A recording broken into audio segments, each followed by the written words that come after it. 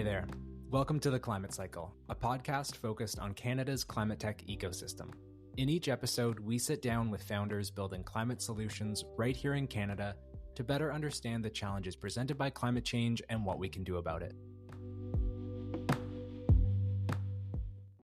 Today, we're exploring the future of home energy with Marc-André Forget, founder and CEO of dcbel.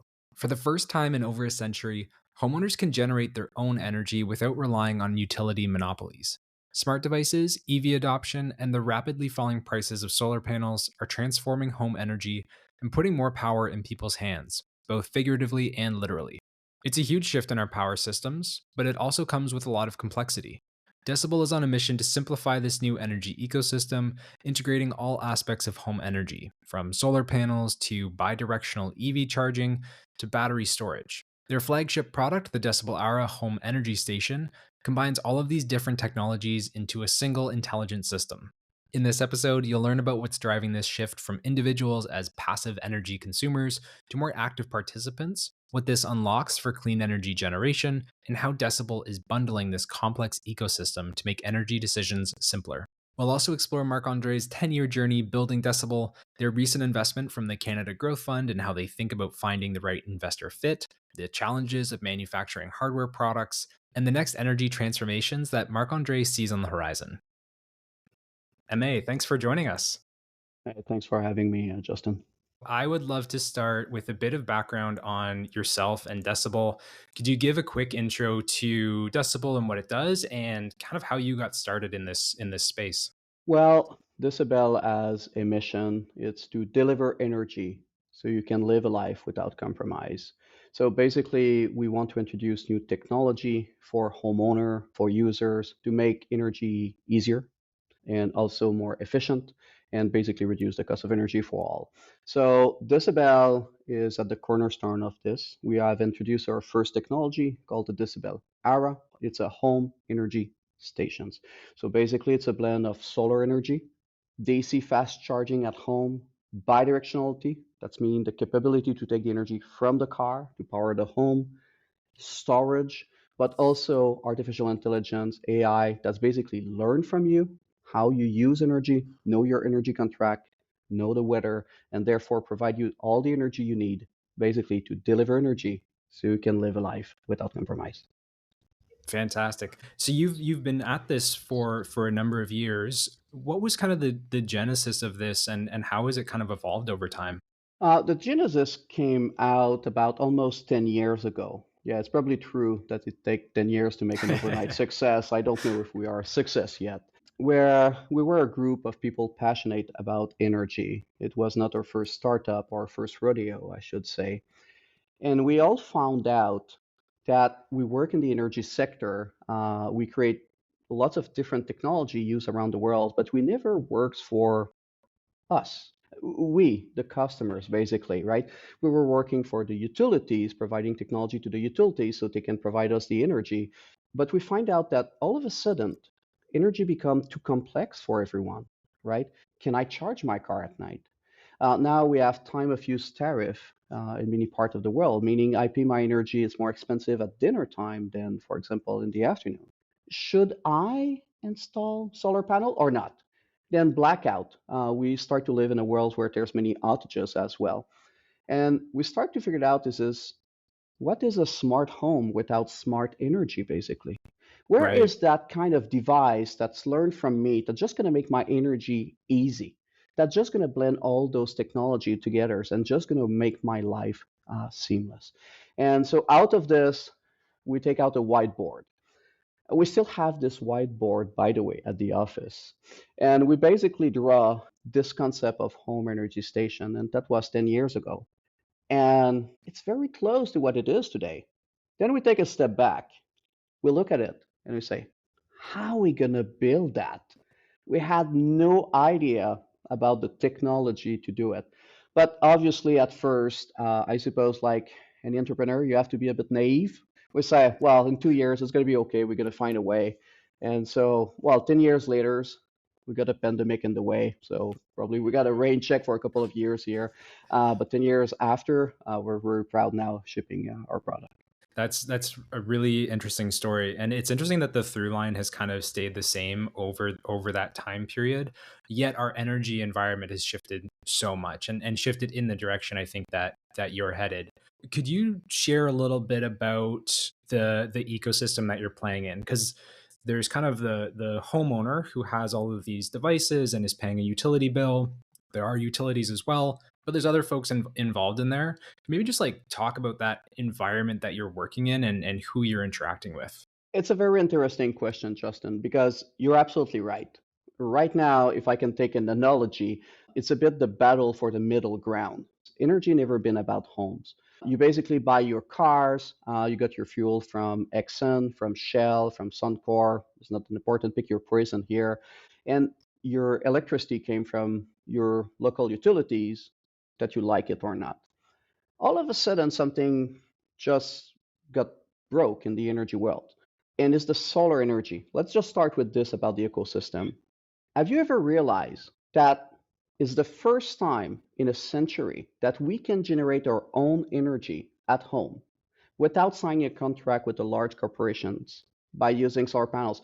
Solar panel is massively disruptive. Well, the technology is still crude. We're still at the infancy of this technology, but the paradigm that's going to impact the energy world is massive. For the first time, people can generate their own energy without relying to a monopoly or large corporations. And then we got the electrical vehicles where my home become my gas stations. That's another paradox. So think about it. We're talking about the largest market in the world. Energy is the largest market in the world. You touch everything that we basically surround us, and it is disrupt. We just start to figure it out the level of disruptions that is going into it. And home is the battleground right now. Why? Well, because now the monopoly of the utilities, of course, start to be basically kind of pushed away because I can generate partially my energy. Well, the gas station and the oil and gas business, remember something, $2 billion worth of fuel is pumped every day in US passenger car. $2 billion a day. Now this $2 billion a day will move into the home energy system for most parts because we're charging EVs at home. And then I can start to trade. If I have surplus of my energy, I can trade my energy from my house to yours. That is coming too. But who wants to do that, to be honest, right? Right. There's no CFO at home, there's no engineers at home. So, of course, technology will play a part of it. So, from an ecosystem point of view, we're touching many aspects of our life, coming from the heat pump, the thermostat, the smart home. So, we can talk about companies like Google's, like Apple's, of course, Amazon in that context, the solar industry, the solar panel industry itself, the storage technology. There's, with LG, the Powerwall, and so on, the cars and the EVs company, and then the utilities and the electrical code. So this is all surrounding dcbel today. This is basically our ecosystem, and we're just at the middle of it. Very interesting. Okay. So I had kind of thought about this in the context of demand side management, where the utilities are dealing with unprecedented demand growth and are looking for ways to reduce the load on the grid by peak pricing Mhm. and home energy efficiency and all that. So that's one element, but it sounds like there's another aspect that you're getting at, which is actually shifting to the home as where decisions about energy are getting made. Can you talk a little bit about, because I feel like the average homeowner has a thousand things on their mind. Energy has not been one of them. Nope. What is changing that side of the equation? Like, what's putting energy on their radar? Are they making money? Is it energy savings? What does that look like? I think there's a multi-factor here, but the first one is definitely the economic of it. Price of energy is increasing exponentially since the last decade, and the time of use, if you're in California right now, you pay up to 72 to 83 cents per kilowatt hours at dinner time, compared to 15, 16 cents of peak. Oh, wow. It, it's it it start to be taking a major part of our life. The second one, people want to be also, of course, more green. There's also a factor and a societal factor into it. But the third factor as well is blackout and outages. Whether Okay. you live in Texas, you live in California, here's in Canada with snowstorm, we see it. We need to provide energy all the times. EVs is also making this big shift. The day you basically introduce an electric vehicles, an EV in your life, you realize that the cost of electricity is non-null, right? You used to track basically the cost of gas, but now you're starting to see it into basically your invoice. And then you start to realize it says, wait a second, it starts to be complex. Should I or not have solar? Should how my blackout? What about my and all of a sudden you got all those questions popping up. And you realize that you're going to need help here, and that managing energy is not should not be part of our life. It should make easy. And I think this is where something a concept like the home energy station change everything, right? Because it's basically just learn from you. You learn when you need energy. You don't have to think about it. You know your electrical contract. You know when the sun shines. You know when you're gonna need your car, and basically on behalf of you, it's just gonna make it happen. So the concept of home energy stations, it's a concept of simplicity. We need to bring back simplicity to energy because it's inevitable. The world of energy for us, we the people, is going to be more and more complex because of all the factors we just discussed. Yeah. No, that makes a lot of sense. And thinking about, in a future where you have an EV, you maybe want to be installing solar, you have heat pumps, smart thermostats. The idea of making sure that they're actually working and are you're getting, what was promised to you in terms of energy savings or all of that. It's kind of daunting if you're trying to do that by yourself as a human trying to make all of those different decisions. So that home energy aspect to me, that management aspect makes a lot of sense. I'd love to maybe understand on the ground what gets installed with Decibel at a home. I've seen, the cool looking like hub and the charger, but yeah, what is the hardware side of it and how do you go about actually like, doing the installation and all of that? The best way to understand what is a home energy station is to look at an analogy. And the analogy I'm going to use is something that now everyone know about. It's an iPhone. For some of people may remember prior to 2007, right? We used to have a Garmin GPS on the dash of our car. We need to use to have flip phone, BlackBerry, hey, proud to be Canadian here, MP3 players, camera, flashlight, Game Boy. It was whole great hardware product, all serving a single purpose thing, not integrated. But that was the world in 2006. The iPhone came in the revolution, it was not a new product. It was just the second generation and the integration of many different hardware products in a single package that is, smarter. The Decibel era is exactly that. We combine into one single unit the solar inverter technology, the battery charging technology, the EV-DC technology, the bidirectional aspect of technology, the dual charging technology, the sensing technology, the home energy management technology, all of this combined into a single box, just like an iPhone. So it's not a new concept. It's basically the second generation of the current product that exists today, composed of solar technology, storage technology, charging technology, home energy management technology. And the difference also is today, if you want to have a smart home in regards of energy, you need to build it a bit like we were building PCs in the 90s for people that were even older, where we were cherry picking component. I don't know if you remember Yeah, this to yeah. build our beige PC. Remember, now we buy our computer. It's all integrated, just work out of the box. The Decibel era concept is exactly that. We are vertically integrated. So of course, in the single box, in the single Decibel era, you have all the technology. But we're also going to provide you with the islanding devices to disconnect your house from the grid. It's made by us. It's fully compatible. Why? Because in case of a blackout, we need to disconnect you so we can power your home. The Okay. sensing technology is provided by us.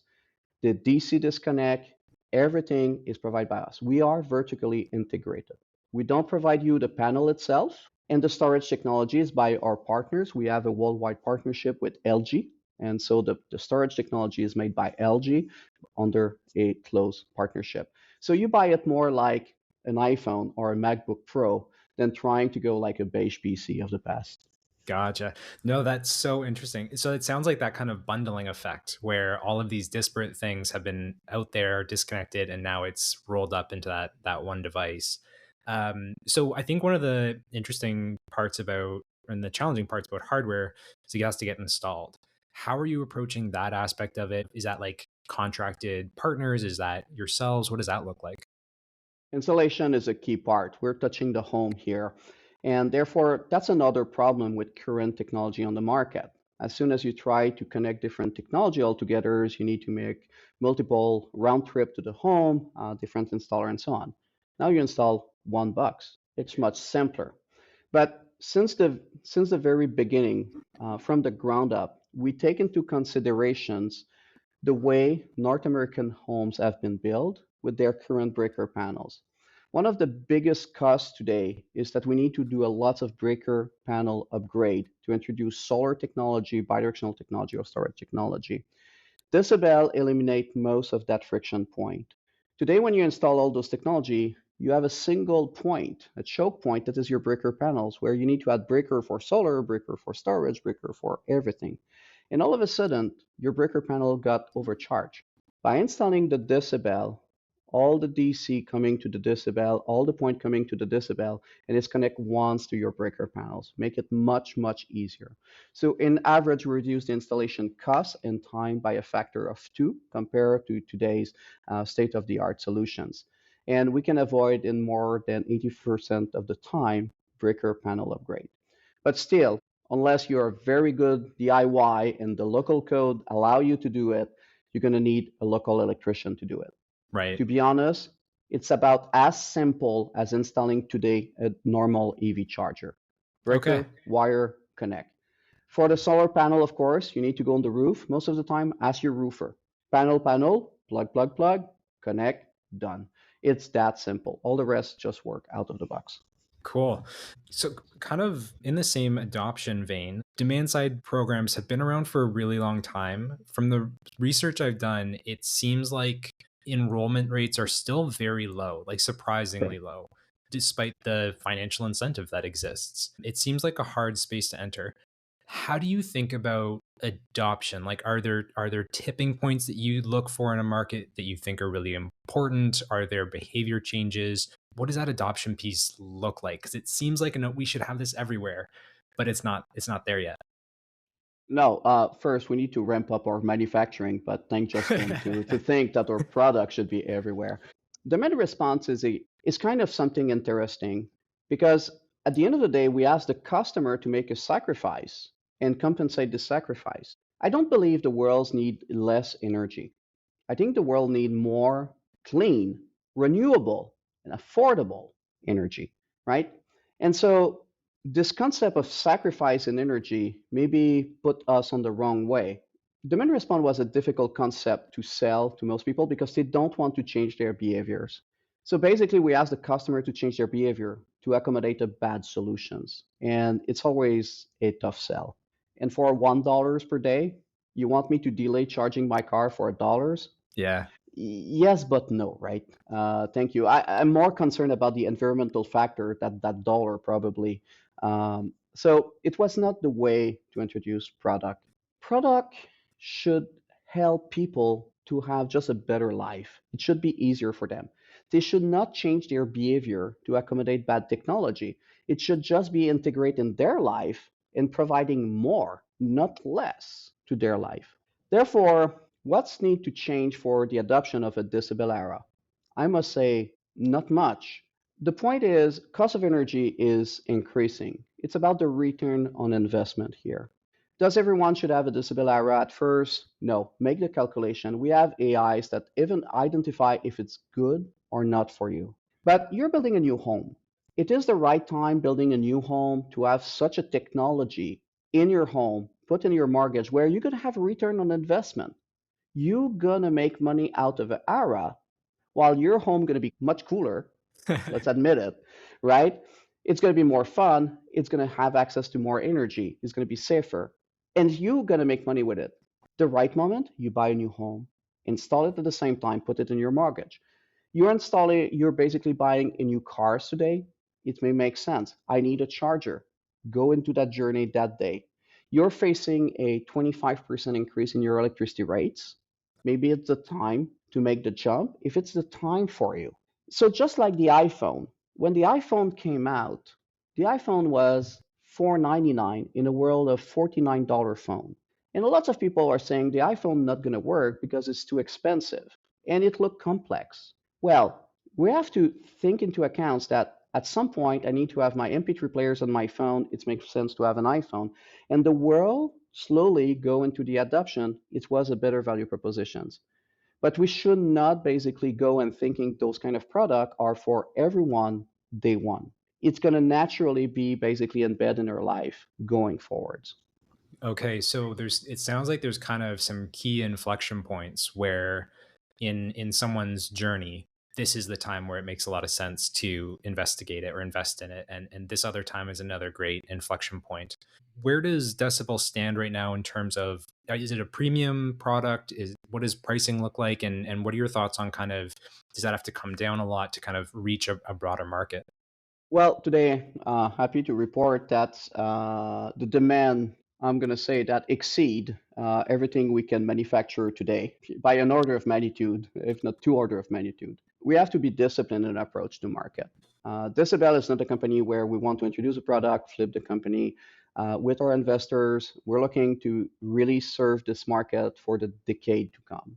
And so when you have this in mind and you want to create the right product, we have to remind ourselves this product going to be center in our life, providing energy for our cars, right? So the concept of minimum viable product for such a product cannot exist. You need to work, seamlessly work day one when you go into a home. You need to have this quality from the first product to the last product. It's not the time to experiment with our family. It's time to have the right product in our home. So in this context, where do we stand? Well, we have start shipping in California today. So we have Mhm. installation in different homes. The results are great. We are working on little things that affect the customer experience. So we just figured out that our logo is too bright. It's looked like it details, but in the middle of the night in your Yeah. garage, and you got your full garage in nice blue because the logo is too bright. This is the kind of user experience you need to have it perfect because it's part of our life now. So out of this, and then we're ramping up our manufacturing this year, and then we're going to increasing the pace. We're going to start shipping in 50 states by the end of this year, and 50 states in the US by the end of Wow. this year. And we're going to also starting to introduce new units in UK and France, also probably in Q4 of this year in that context. So the ramp is going progressively very good, and we're just very disciplined in our approach to market. Fantastic. Yeah, it sounds like it. I would love to double click on that manufacturing piece. And I've heard you talk about it a little bit before, but I think this is a really interesting area for hard tech companies. How have you approached hardware and like making the appropriate investment in it without overextending yourself, but also having some control over it, I would imagine. Hardware is hard. It's very, it's the first thing to say. You need to be very disciplined when you approach a hardware product. The common mistake, if I can say, in some case, not all case, is to rush your product to the market without properly assess your manufacturing capability and your cost of goods sold. You have to put so many things in place to build such a product. A decibel has 5,700 parts, 600 of which are distinct. We got 12 plastic parts, 8 metal parts into it. From a subassembly point of view, we got 16 submodules that have to be put together. Just testing a unit in our automated tester takes 70 minutes each time. The functional testing of the unit before we can put the seal of quality, 70 minutes of testing on this unit before it's go out. Interesting. So you need to make sure that everything is in place and correctly in place. And you create this product with a level of quality that you trust, that your customer gonna be happy with before shipping. So it's a lot of investment upfront. And this is where the discipline has to be applied. This is where you need to say, oh, it's the details. I know it's a details, but you need to attack these details now, not after. The common mistake is says, let's ship 1,000 units. We're going to figure it out later. No. The second element is you need to build a product that people are going to pay for it at a price point where the company is going to make money. This is important. And in hardware, there's lots of one of the myths is with volume, you're going to make money. Yes, but no. This is true, but in electronics, most of the time, we're talking about volume at 1,000,000 units per year. It may take us a bit of time until we're going to ship 1,000,000 decibel per year, of course, right? So you need to have this product be the customer say, I see the value into it. I'm ready to pay full price for it, and your margin is into it, and you can support this margin with your suppliers. It takes time. It took us 7 years to reach that point. Today, we feel very comfortable where we are. Yeah, yeah. What have been some of the keys to really nailing that on the manufacturing side and finding the right partners, I think? Because I would imagine you're not doing all of that in-house. What does that kind of look like, and what's have you found to be, yeah, keys to success there? Every product are different. So I cannot say if there's a unique recipe. I think every different Sure. product, if it's a small product, it's a big product, may have different approach. In our case, our product is kind of medium size, I should say. High complexity is not that big, but it's not that small. In that context, very early on, we have decided to take the road of contract manufacturers. That means we call it CM. CM is a company that manufactures the product for us. So therefore, we develop the product ourselves. We do the full design of the product. We design also the way it's supposed to be manufactured. The testing equipment is designed by us and owned by us, but we don't own the factory. Therefore, after that, when we reach those company, those CMs, is like Lego bricks. Here's the bricks. Here's the way to build a castle. How much do you charge me to build my castle according to Right. those bricks in the box? You got the concept here. Yeah. So by doing this, of course, you offload a lot of things. So we don't have to own the equipment. We don't have to own those manufacturing line and give us more flexibility. It's the same context or concept that is applied by Apple. Apple do not own their factory. Foxconn is mostly the factory to do the design, to do the testing. And in the case of Apple, it's not because they don't have the money to build a factory. It's mostly a matter of concept. Yeah, yeah. And you mentioned, so you have some deployments now in California. What were some of the biggest lessons from actually getting units out into the field? I would imagine you're learning all kinds of stuff. It's a very different environment when it's in someone's house. What were some of the biggest learnings from the actual deployment there? You cannot skip details. For examples, we find out on the screen we got a bad value. It was a kind of a low bug to fix. We start to install it. Everyone knows it was a known bug, and well, it's not a big deal. The problem is that we multiply by a fixed voltage instead of the real voltage. The voltage is not always 120 volt, right? It's fluctuate a bit, right? And we multiply by a fixed voltage. It was something legacy code from 5 years ago, right, in the prototype. All of a sudden, we find out, customer find out, the electrician was making a measurement, and the measurement on the units was not the same that he got with his tools. All of a sudden, he start double checking everything, and he spent 2 hours reviewing everything. But the problem was not it was the same numbers. It's because of the small bugs that was a what we learned the hard way is those details are massively important. And in the field, it's never happened the way you think it will happen about installation. So for example, if you need 4 screws, put 5 in the box because Right. the chance that one of the screw got drop away in a place where you cannot retrieve it. So now this is the kind of things we need to improve. Now we put 5 screw in the box instead of 4. These details, surprisingly, are the most important things we're learning. We all think that there are big things like does it going to charge and things like this. But usually our engineers are very good at making sure the product is good on this. It's really the details that make the real difference between a great product and a product.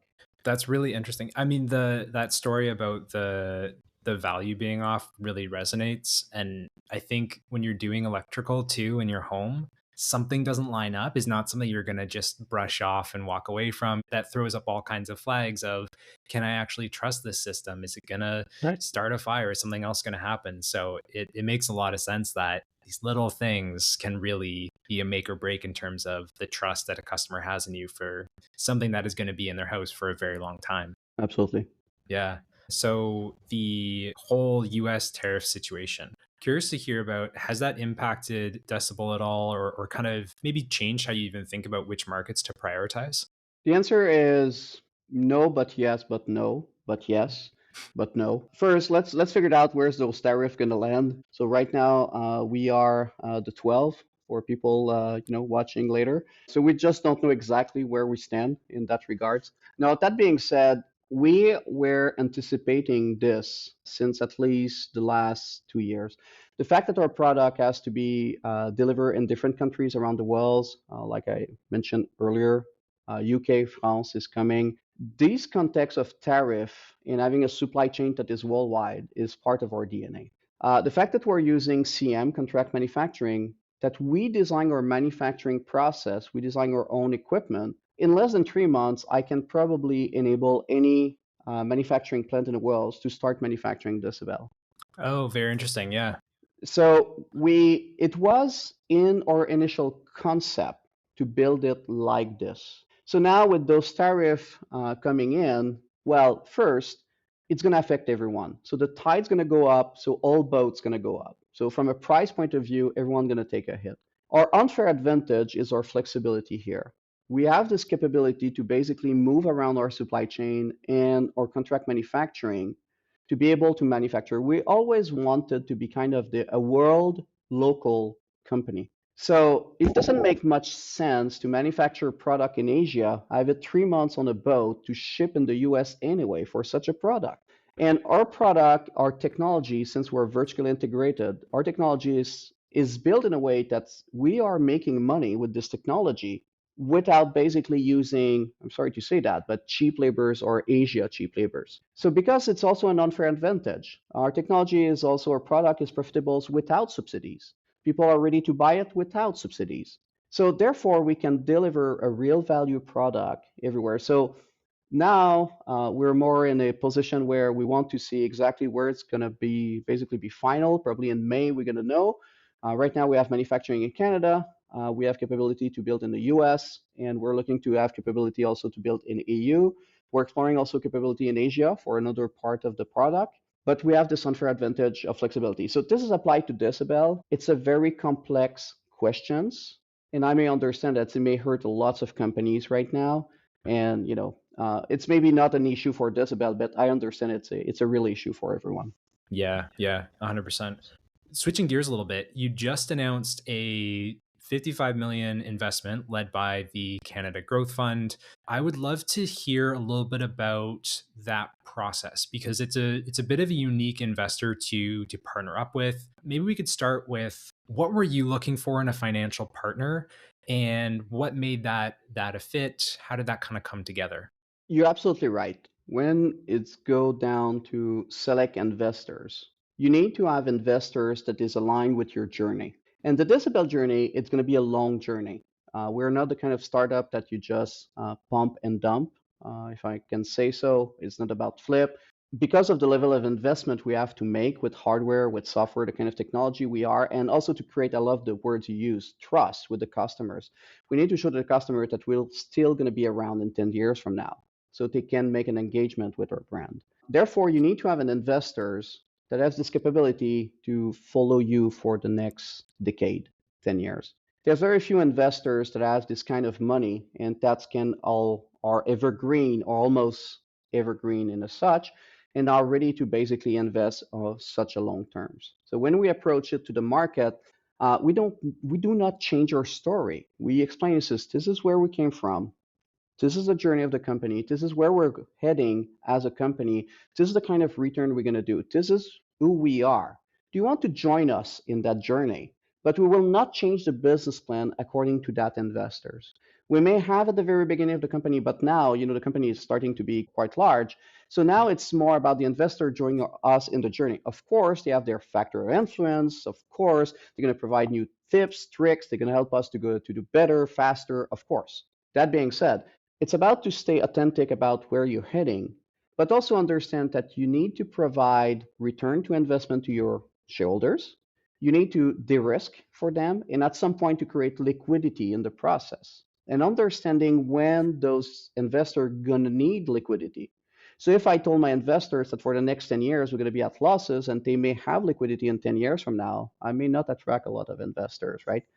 At this stage of the company, well, happy to report that we're going to be profitable probably soon enough, and this is okay. So when we go with CGF, after you meet lots of different investors, you need to meet investors also that you have a meet of the mind in the regard of that journey, that patience. They want to be builders and not only investors. And I think this is what we find out with Canada's Growth Fund.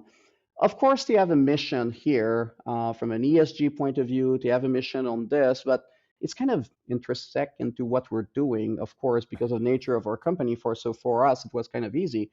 But we find out it's also people that are motivated about building companies and not just investing, return, flip, and sell. Interesting. And how did that kind of come about? How do you find an investor and realize it's that meeting of the minds? It takes time. Yeah. It took us more than, I think our first meeting with them was in late September, October's. So it's true, it takes 6 months to really do this kind of funding, and you cannot do it in a rush. The company surprisingly was not in fundraising mode back then. We were looking to do a fundraising later this year. So they really got approached by our network because, in a sense, you always in kind of a fundraising, right? You drive your company to go forward, and every time you talk about your company, some people want to join you in that journey. And sometimes it makes sense, and Yeah. sometimes don't. And it was that case. We got a first meeting with them. We explained where we're heading. They see some interest into it. We start discussing back and forth. I think they make a first proposal. I think we say a blunt no. We make a counter proposal. And I think they run away in the other directions. And at the end of the day, we're still around the same table and still continue to chat and says, okay, there's probably something here after there's two massive no on both sides. And we landed, I think, what is going to be a great deal for both for dcbel or shareholders or customers and all Canadians. Yeah, yeah, very interesting. So you have this kind of technology aspect of it, you have the hardware aspect, there's software. How have you thought about building, yeah, the capital stack behind Decibel 2? You were talking earlier about it takes time and the discipline Hmm. for in getting some of these things right. I'd imagine that takes some patient capital to cross that bridge. How have you been thinking about that? And has that approach evolved now that the technology manufacturing is further along? I think we're all a bit naive when we start those kind of company. I'm going to start like this, both on both sides, both the entrepreneur and the investor. Let's say it like this. At first, like I said, we start with what is the solutions people are looking for, and we even start with our price point. And when we project this, we didn't say, here's the product people wants now. We basically put the specification for the product that people were expecting 5 years down the road. And that's important because hardware, this kind of technology, it takes 5 years to know if you basically going to build something out of value. So the first thing, because it's not our first rodeo, let's say both the founders and the initial employees, all right, we were very honest about this since the very beginning. So when you approach most of investor at the very early on, you got so many no's because very quickly, and sometimes it's us that have to say no. Well, 5 year left in this fund. It's not going to work. We don't even going to pitch to that investors. We're not going to talk to them, right? Oh, we're too risky at this stage. Well, we're not going to provide a return. So the number of investor you can have at this moment in time, it's small. But if you stay true to this, then you're going to have the real investors that are going to follow you in that journey. It's all about being authentic in the journey and not trying to hide that building a startup is hard, is massively hard. So in our case, of course, we got the benefits of having run prior companies, having some success. So, of course, when our first investor came in, it came from our Rolodex. One of our investors told me, fun story. I was at this investment committee, the IC, right? And he, in front of his IC, say very quickly, he says, "Well, I'm not sure about what MAs want to do. I'm not sure about this technology. I'm not even sure about this market, but we all know MA and this team, so I suggest we invest." Right, right. Put a bit of pressure on us, the full team, not only me. Very happy to have those investors, Ian. But you understand. So this is a benefit for such a company. And after that, I can say that you need to deliver value at every single dollar. So when everything has to be return on investment for your shareholders, you just need to think about it. So I'm sorry, Justin. I wish I have a secret recipe I can share so how to do it, but I don't. Yeah, yeah. No, that's totally fair. So I often talk to founders that are starting hard tech companies, and a lot of them are in, year two, three, four, but they know that they're building something that is, longer. They're going to be in it for a decade, maybe longer, Yep. probably longer. What advice would you give to folks that are in those early years of what is going to probably be a long journey? Every company are different, to be honest, right? Every journey is different. What works for me and our team here and for Decibel may be different. But the first thing is, what works for me is to remind myself, why are we doing this? Building a startup is very hard. From a family perspective, from a personal life perspective, it's hard. And at some point, you're going to start to expose yourself as well, right? And people start to trust you with money and start to give you more and more money into it, and you make representations that you're going to deliver, so the pressure build up, and all those responsibility came in. I think a lot of people want to be CEO in their life and so on because they think being CEO is having a great moments like talking to you, Justin, Right, today. right. But this is a little fraction of my life. I'm so happy to Yeah. do it with you today, but this is a little fraction. Most of the time is grinding.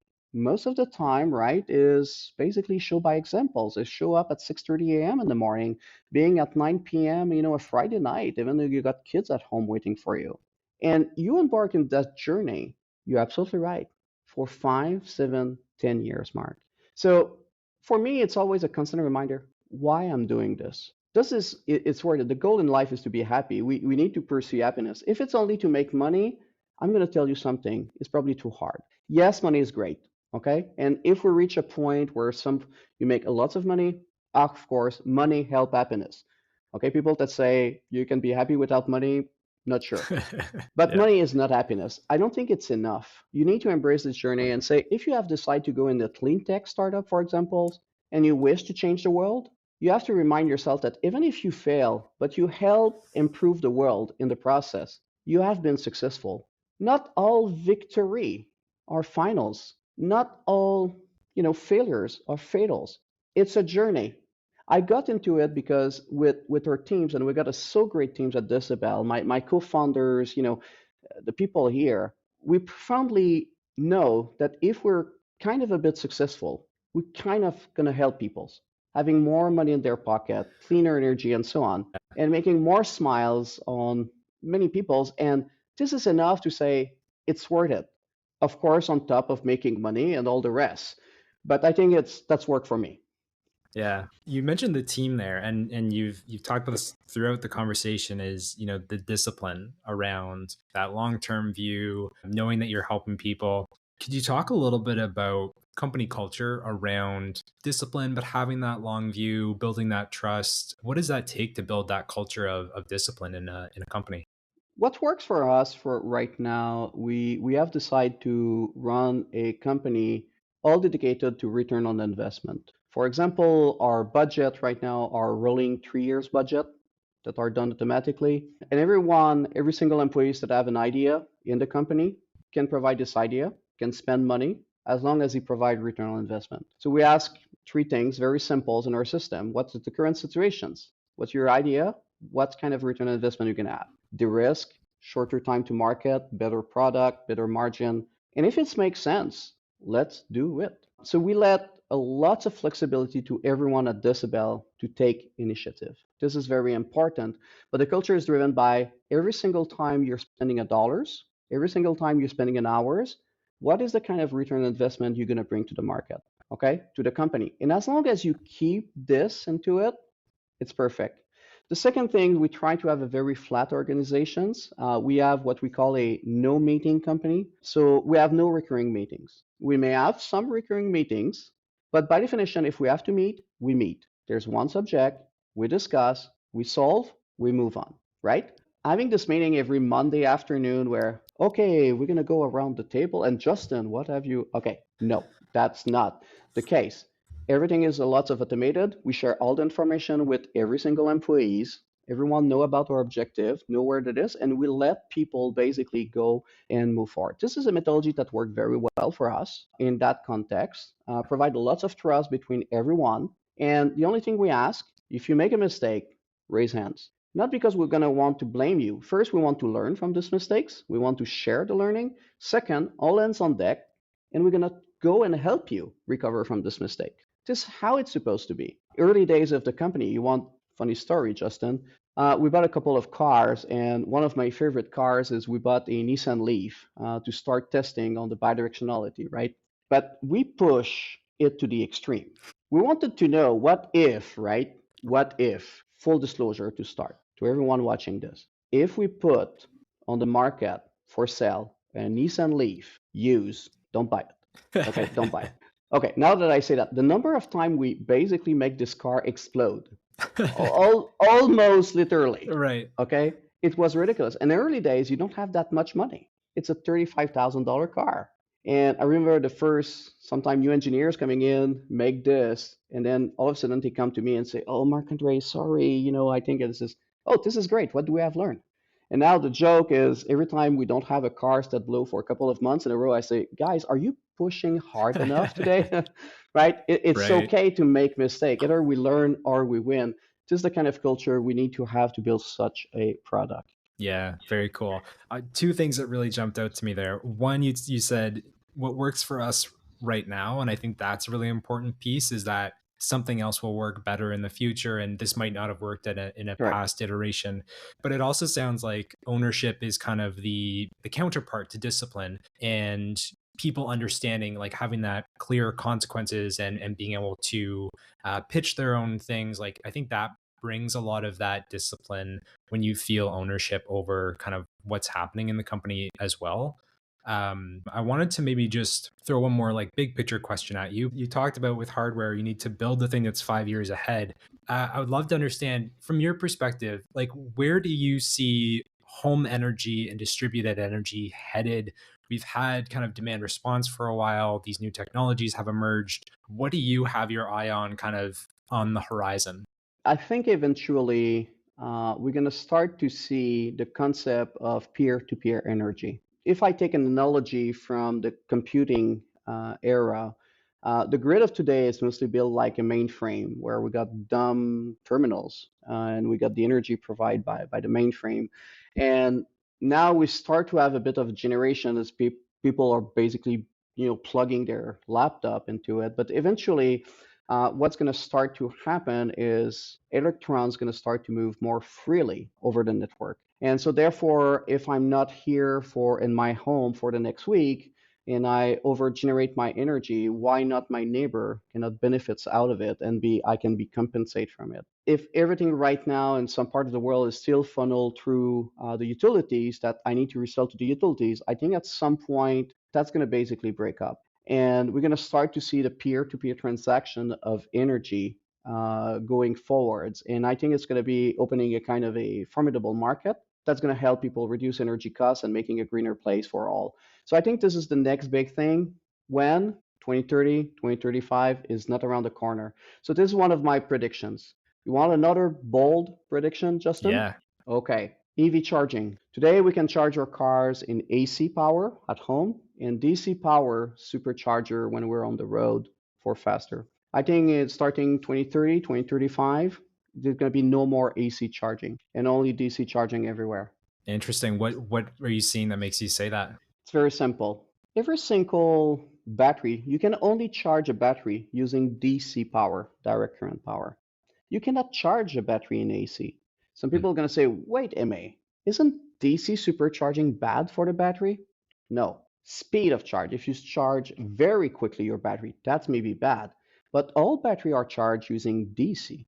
When you plug in AC at home, it's mean it's going to the car, and there's a converter in the car converting this into the DC. Why we have this? It's just because up to now there were no DC charger available at home.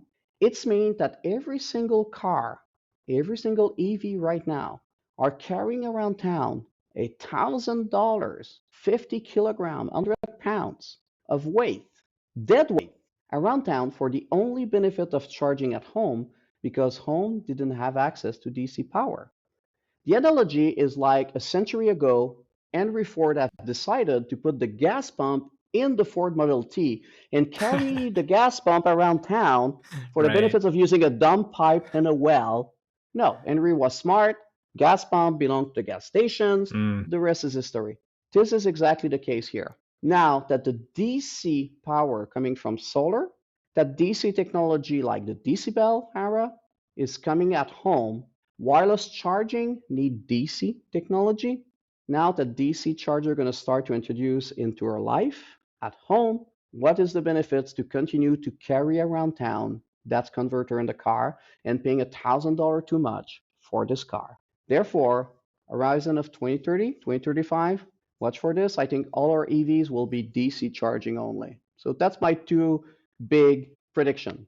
Fascinating. Yeah, that makes so much sense. And that's an exciting, yeah, it's an exciting future. Cool. Well, I want to just wrap up with a couple like rapid fire, like first thing that comes to mind. Number one, what's like a book or a podcast or any kind of media that you would recommend folks check out to understand this industry better? There's many. I don't say that I have one in particular, to be honest. I personally probably reviewed 27 podcasts last journals per weeks to Right. just try to keep up.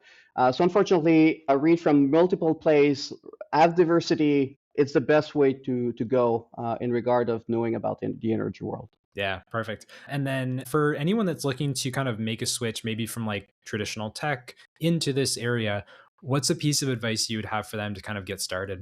The only thing I can say, technology company, startup companies, it's hard, no matter the space. The energy world in general, as one layer on top, is the largest market in the world. It's universal. There's so much money involved into it. And remember something, electricity is a law of natures. We cannot change it that easy. So it's not like computers where I can build something with a new protocol here. So Yeah. I'm literally managing the law of nature. So energy is kind of slightly complex in its own. So take a deep breath. And if you still have this idea to jump into it after that, just jump. Be a bit naive. It's gonna go. Awesome. Well, Emma, thanks so much for spending the time with us and giving a peek into what you're building at Decibel. This was very fascinating. Thanks for the time. Thank you, Justin. Thanks for everything.